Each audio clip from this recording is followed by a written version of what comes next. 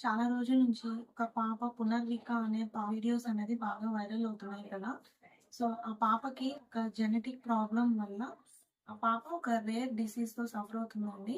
Genetic problems వల్ల ఆ disease అన్నది రేర్ అంట. సో, ఆ డిసీజ్ నుంచి పాపకి క్యూర్ అయ్యి, ఆ పాపకి లైఫ్ ఉండాలి అనంటే, పాపకి ఒక ఇంజెక్షన్ అన్నది ఇంజెక్ట్ చేస్తే పాపకి లైఫ్ ఉంటుందంట. సో, ఆ ఇంజెక్షన్ కాస్ట్ వచ్చి 16,00,00,000 అంట. 16 క్రోర్స్.